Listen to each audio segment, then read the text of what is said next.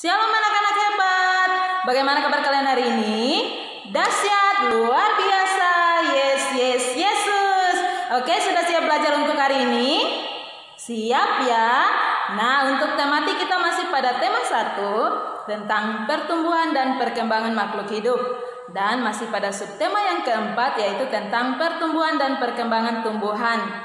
Nah, hari ini kita akan belajar pada pembelajaran yang keempat, kelima, dan keenam. Untuk itu anak-anak, fokus belajar kita ada pada halaman 154 sampai halaman 173. Sekali lagi anak-anak, fokus belajar kita ada pada halaman 154 sampai halaman 173. Nah, di video pembelajaran sebelumnya kita sudah belajar bagaimana perkembangbiakan pada tumbuhan dengan biji dan juga dengan tunas. Nah, hari ini anak-anak kita akan belajar perkembangbiakan pada tumbuhan dengan umbi, spora, dan kita juga akan belajar tentang perkembangbiakan pada tumbuhan dengan cara buatan. Nah, anak-anak, perkembangbiakan pada umbi ada 3 macam, yaitu umbi batang, umbi lapis, dan juga umbi akar. Nah, anak-anak, apa saja tanaman yang berkembang biak dengan umbi batang, umbi lapis, dan juga umbi akar?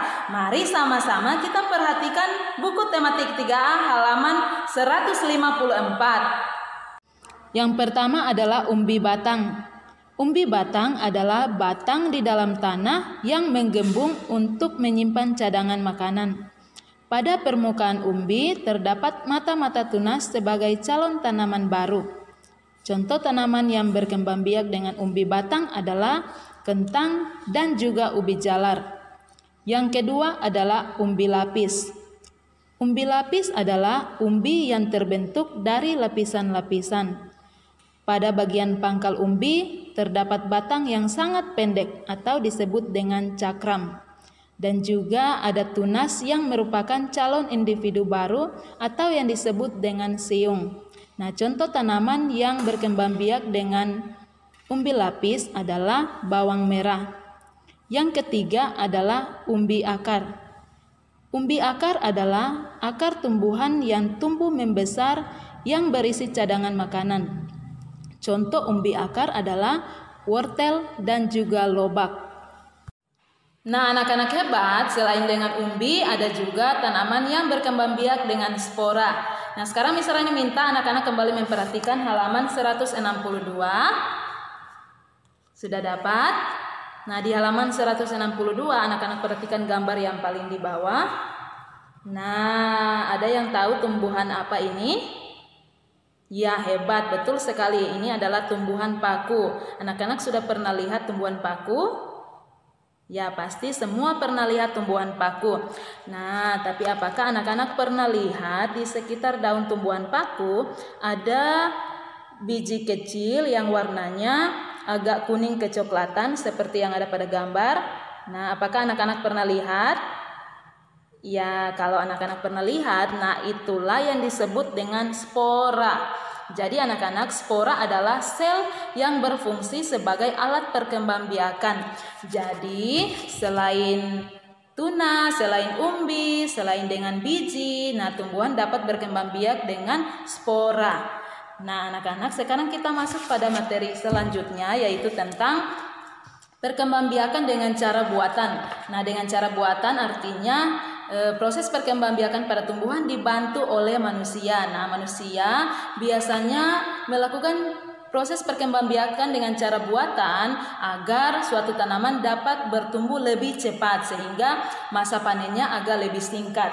Nah, ada bermacam cara proses perkembangbiakan secara buatan.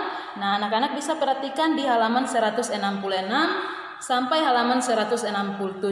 Ada 5 cara proses perkembangbiakan secara buatan pada tumbuhan. Yang pertama adalah mencangkok, yang kedua menyetek, yang ketiga menempel, terus yang keempat menyambung, yang kelima adalah merunduk. Jadi ada 5 cara proses perkembangbiakan pada tanaman dan itu dilakukan oleh manusia, oleh bantuan manusia. Oke anak-anak hebat, hari ini kita masih akan belajar tentang pembagian bilangan. Kita akan menyelesaikan dengan cara bersusun atau yang disebut dengan porogapit. Nah, anak-anak, Miss Rani akan ambil contoh soalnya di halaman 153. Nah, di halaman 153 soal nomor 2. Nah, anak-anak perhatikan ya. Sebuah toko bunga menjual kuntum melati dalam wadah. Setelah dihitung, ada 345 kuntum dalam wadah. Bila dibagi menjadi 5 wadah yang lebih kecil, berapa kuntum yang ada dalam setiap wadah kecil? Oke anak-anak hebat, perhatikan cara penyelesaiannya. Yang pertama kita buat garis porogapitnya. Nah, terus 345 kita tulis di sebelah sini karena ini merupakan bilangan yang dibagi. Sedangkan 5 kita tulis di sebelah sini karena ini merupakan bilangan pembagi. Nah, sekarang kita bagikan 3 bagi 5.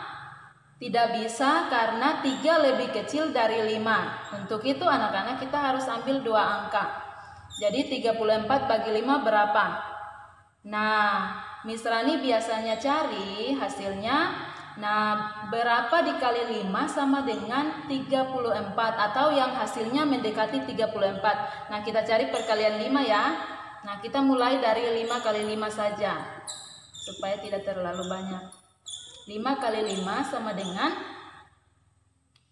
25. Nah, berarti belum mendekati 34. Berarti kita lanjut lagi 6 kali 5 sama dengan 6 kali 5 30. Nah, berarti belum mendekati 34. Sedangkan 7 kali 5 sama dengan 30 tambah 5, 35. Nah, anak-anak lihat sini 34, 35. Berarti ini 7 kali 5 sudah melebihi bilangan 34. Berarti kita cari bilangan yang mendekati 34, yaitu kita ambil 30. Berarti anak-anak perhatikan sini, bilangan berapa yang dikali 5 sama dengan 30. Bilangan yang mendekati 34 yaitu 6. Berarti 6 ini kita tulis di sebelah sini anak-anak.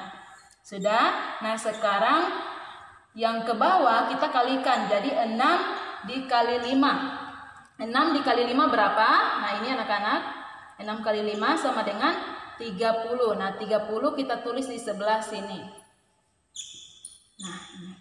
Kenapa di sebelah sini? Karena tadi 2 angka ini yang dibagikan terlebih dahulu. Jadi tulisnya di sebelah sini. Nah, sekarang kita kurangkan, yang di sini kita kurangkan. Nah, 3 kurang 3, 0, tidak perlu ditulis. 4 kurang 0, 4. Nah, sekarang kita turunkan 5 di sini. Nah, sekarang kita bagi lagi 45 dibagi 5. 45 dibagi 5 berapa anak-anak? Iya, betul sekali, 9.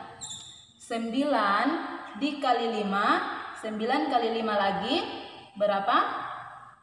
Iya, 45. Nah, sekarang kita kurangkan lagi. 45 dikurang 45 berapa? Iya, hebat anak-anak. Nah, 0. Jadi hasilnya sudah habis, sudah 0. Berarti 345 bagi 5 sama dengan 69. Nah, jadi ini anak-anak cara penyelesaian pembagian dengan cara bersusun atau porogapit. Oke anak-anak hebat, demikian materi kita di hari ini. Miss Rani terus ingatkan untuk tetap semangat belajar di rumah, tetap jaga kesehatan dan Tuhan Yesus memberkati.